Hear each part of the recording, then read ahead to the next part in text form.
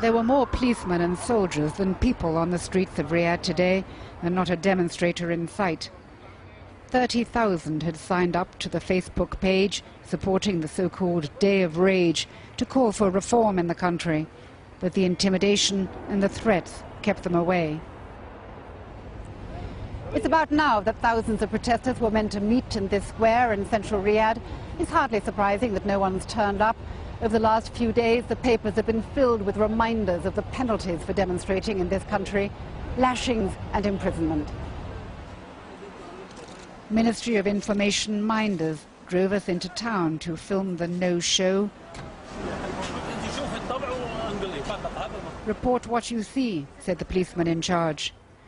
They were not expecting a 40-year-old teacher called Khaled to burst onto the scene. Why do you feel you need to demonstrate? Yes, because I need freedom. I need democracy. The royal family don't own us. Don't own us. I have a right to speak. If you speak, they will put you in jail after 5 minutes. They will put you in jail after 5 minutes if you speak, if you see anything. You're not scared? I'm not scared. Everybody here wants to be in jail because all country is a big jail. What do you think will happen to you now you've spoken up? I will go in the jail with a big smile because I feel already in the jail. When you don't have a right to speak, you are in the jail. He told us in Arabic that what Saudi Arabia needs is a parliament and a constitution. The minders looked increasingly nervous. We were told we had to go, but I wanted to accompany him back to his car and take his phone number. Not that it helped much. He was followed by a police car, and when we phoned him at home tonight, there was no answer.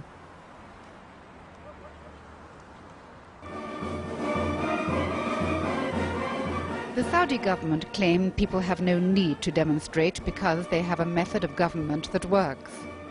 The king meets with advisors and tribal leaders to decide laws and distribute money. He's been called a reformer, but so far national elections have proved a step too far. The Saudi way is replicated at the local level by community leaders who meet regularly and receive petitions from people requesting, say, a car, a house or a job. This tribal leader explains that they read every petition with care, and because they know every family, they can judge their needs. But don't people want more, which is why they're demonstrating? Quran and Sunnah do not permit such things. Our faith is according to Allah, and then we have to obey our governors, the royal, since they are our rulers, we have to obey them and follow their orders.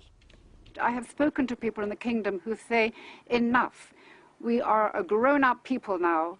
We are entitled to representation. We are entitled to some form of democracy. The ruler's door is open for everybody, whether he is a Saudi or a non-Saudi.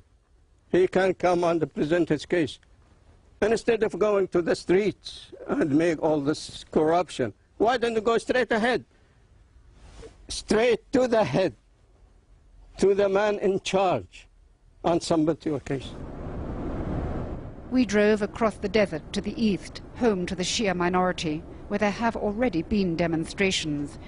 We deliberately timed our journey to arrive at night because journalists are not allowed here.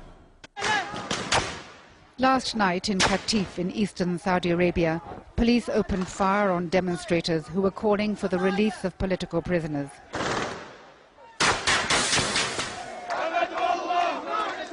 They unfurled the Saudi flag to show their loyalty to the crown, but they say no one has answered their petitions.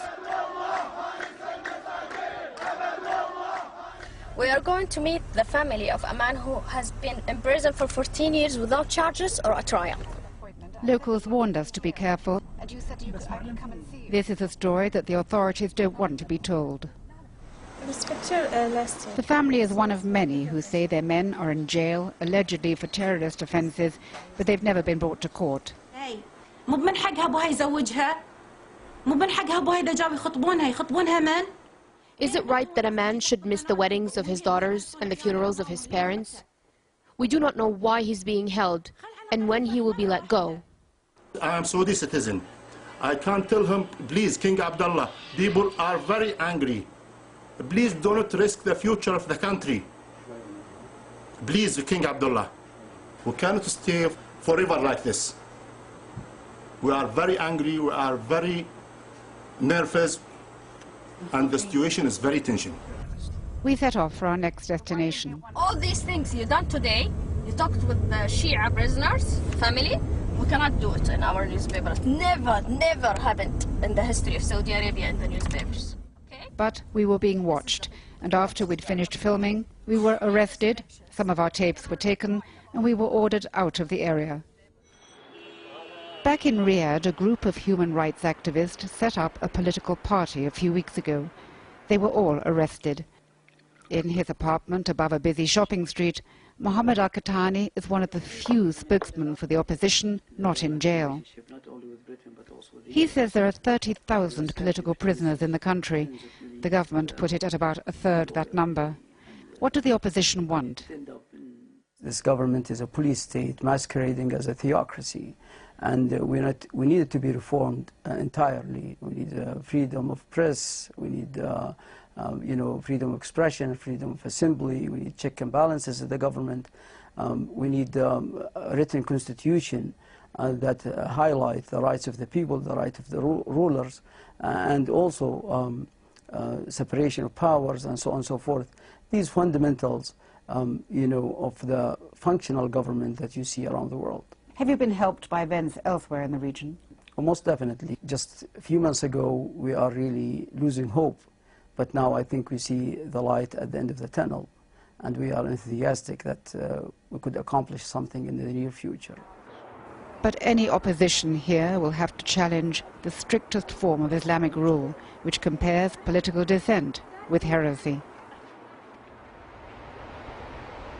Half the population of Saudi Arabia live on the coast. Cities like Jeddah are deemed more relaxed than the interior, though the strict dress code still applies everywhere. 70% of the population here are under 30, and youth unemployment compares with Egypt and Tunisia. But if the Saudi revolution is expected to start among the young, there was little sign of it here among the 20-something-year-olds who are prepared to talk. I don't think it'll happen here. Unlike neighbouring countries, the king provides us with all we need. Young people here love their country. We've all benefited from the king's generosity, and we should all support him now. People here know nothing but rule by the House of Saud, which has guaranteed stability and absolutism for 80 years. When the 87-year-old monarch returned from treatment abroad 2 weeks ago, there were celebrations and a national holiday. We're all one, the king, the country and the people. When the king came back, he issued billions of reals for the poor. People are comfortable. That's why they won't rebel. And there is poverty in this oil-rich country. I accompanied a social worker into the poorer areas of Jeddah. The king gave £22 billion in extra welfare benefits to buy people's continuing loyalty, say his critics, while autocracy is being challenged elsewhere in the region.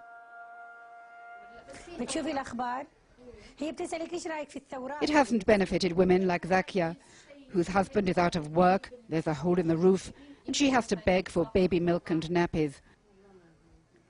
Would these women join a protest?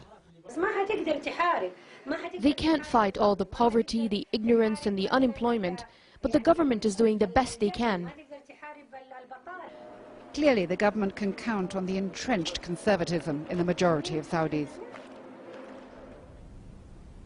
Only in the relative privacy of a bookshop you find people who are prepared to complain, like this teacher and journalist who's had articles about government corruption refused by her paper, and, as she points out, the censorship spreads to the internet. The agreement of CEDAW in Arabic, I couldn't get into that website. It's part of the Human Rights Watch website. That's exactly what you get when you try to look for the information. The requested page is unavailable. But to go further, people ask to remain anonymous. التغييرات المطلوبة حاليا والمطالب تعدت انها تكون فقط مطالب اقتصادية. Our demands have gone way beyond financial needs. We now have social and political demands. We want people's participation in government, an elected parliament, and accountability. The movement for change has begun in Saudi Arabia. The question now is how much longer the kingdom can remain an island of stability and conservatism